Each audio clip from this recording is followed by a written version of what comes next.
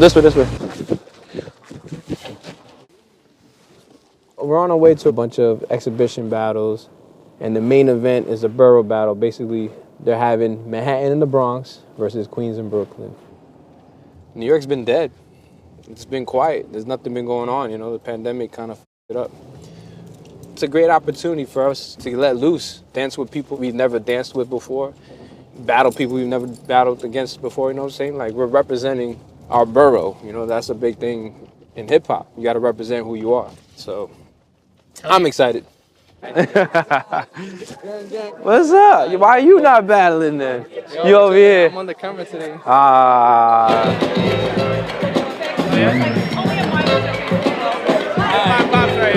This could be the official announcement for the Rental BC1 World Final coming to New York, y'all. Brooklyn, Queens, y'all ready? Bronx, New York, y'all ready? DJ play, drop, that beat!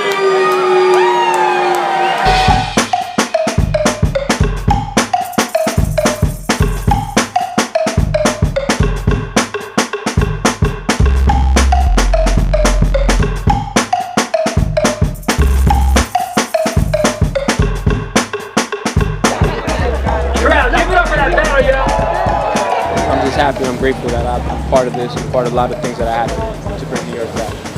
New York City is #1. We started this, came from here, we're still doing it.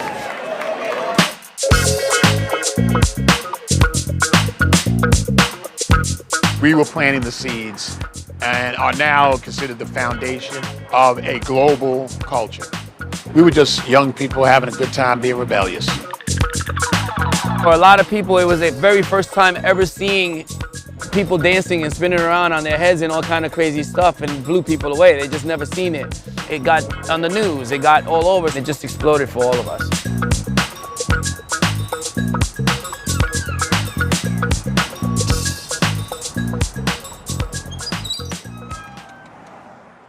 Got it? So we would come in through this way, that was the gym. So if you came in through that door, but it had a divider. One DJ would be on one side, let's say Africa Bambaataa. The other side might be Mario, and it's like two parties going on at the same time. And then at the end of the night, they'd open up the divider, and it's one DJ in there rocking the whole gym. Home of hip hop, that's a fact. That's a fact, this is where we used to come. The person who put it on the map, the style that eventually came to be named hip hop, is KOOL HERC. Because HERC played certain records specifically for the B-Boys. This culture was small, it was a neighborhood thing. But we were the first celebrities of it, the DJs, the B-Boys. People came to the parties to see us rock, to hear HERC play the joints, Bambaataa, Mario, you know, and to see us, we were showstoppers. Back then, there was just a lot of oppression from many different forms. We needed something to express ourselves instead of yelling and screaming and fighting all the time. So we just came up, we started dancing and letting people know that, you know, yeah, we matter. My name is Victor GLYDE Alicea. GLYDE is a given name to me by my crew. I've been b-boying, well, I started in '77. I took the crew to a certain place and then I passed it on to this kid who has done amazing things and I'm very proud of. This walk I take almost every day, going to my studio. You know what I want. Coffee, son. My man. Thank you, fam. All right, no problem, man. My dad was, when he started, he was 11. When he got to start traveling around the world as 15, 16, with the chaperone, right? Because he's young. He went to Germany, he went to all kind of places. They planted the seeds of this culture. Can I get an egg and cheese with turkey bacon on a roll? This dance was created by the African American community, but later on, the Puerto Ricans, they added to the dance, you know, the Latin flavor. But ever since we got involved, we never left. Everything that I have in my life is because of this dance and because of hip hop. So for me, it's very important to work with the youth because I can never give back to hip hop what it gave to me. I'm handing down the gems, the knowledge, my experience, my skills to everybody else that's gonna take it to the next level.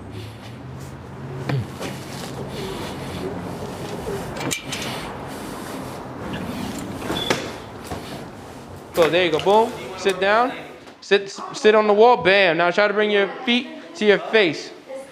Now try to bring your head through it. Oh snap, we got upcoming B-girls doing some crazy freezes. That hurt? It's a youth-oriented culture. It will always be. That's the reason hip-hop survived where disco didn't. There will always be youth because somebody's always going to be born. 90,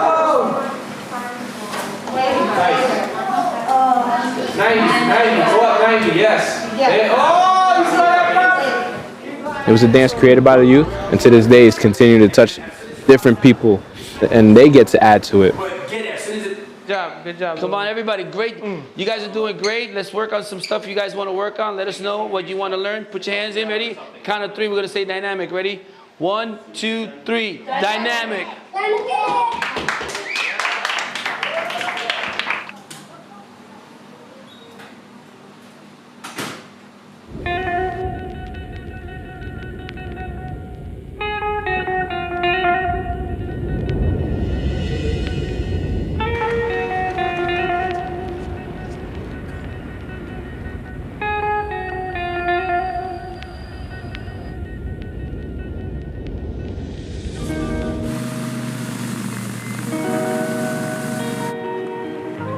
My name is Ives Beret. People know me as Icy Ives. I am 26 years old and I'm from Anchorage, Alaska. And I'm a B-boy.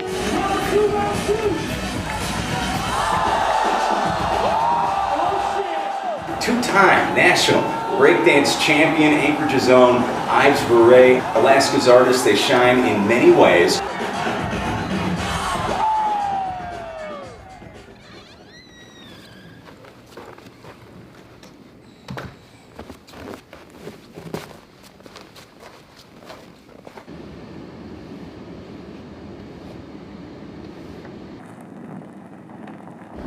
Yo, today's the day, Saturday morning.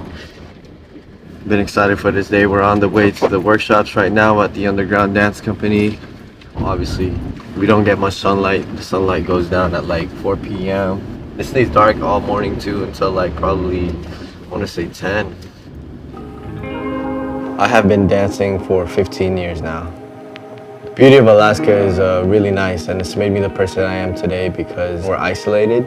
We don't have much opportunities here. We kind of have to make our own opportunities. So in a sense, that kind of helped me be this community leader for our scene. As a dancer, we think freestyling is an aspect of dance that we should all touch or explore. In Anchorage, Alaska, hip-hop has really given a lot of young people hope and an opportunity to imagine and to create. A mess up can turn into something beautiful, right? Like if I trip like this, like I can instantly, like not within the mess up. There are really great challenges with young people and mental health, the darkness, the social isolation. We have double the national average of really bad things up here. And in this community, hip-hop helps a lot of young people through the darkness. Give yourselves a round of applause.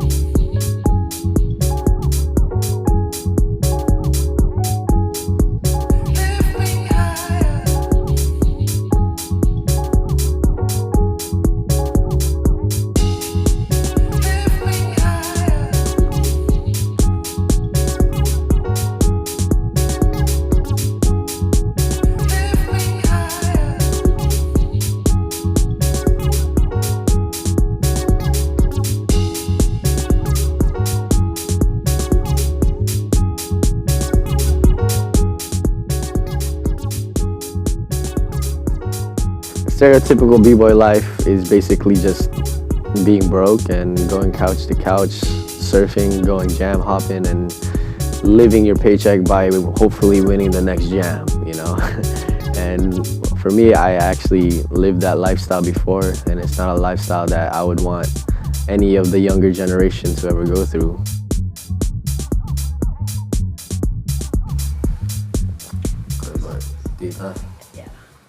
Yeah, and then push it.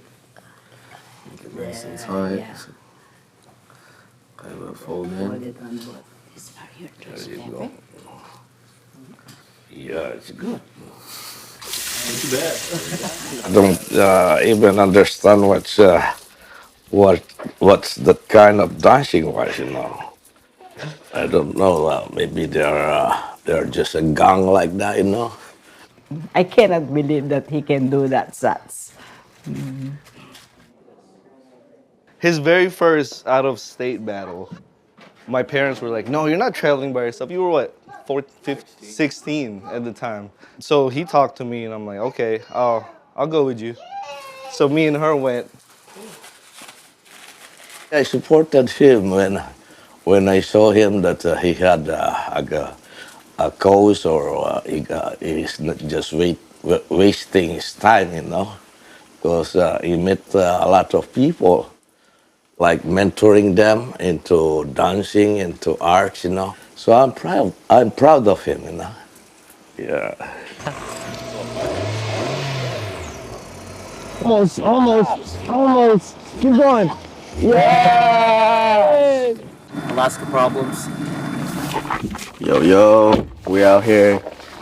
We're about to be on the Daybreak morning show, Anchorage, Alaska. I'm actually gonna give some of my students an opportunity to be on live TV today, so this will be a good opportunity for them.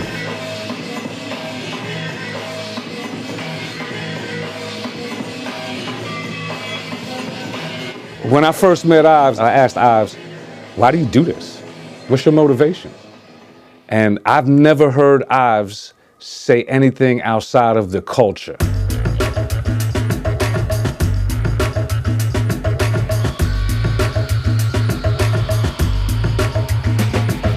This authentic element of saying, like, I've recognized the culture and my place in it.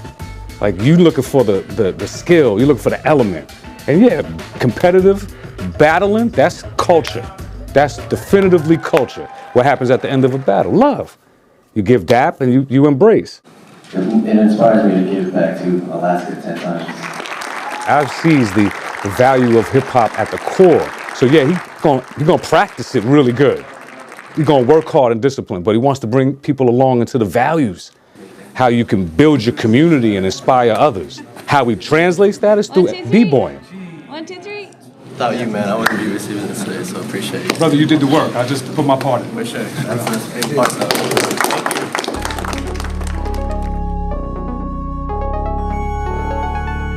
My initial thoughts when I heard breaking was gonna be in the Olympics, obviously I was really just happy because to see breaking evolve from a street dance, now it's like gonna be looked at worldwide in front of people that don't even know about breaking. And it's only the beginning too. And I'm glad that I'm here during this era to hopefully represent while I'm still young.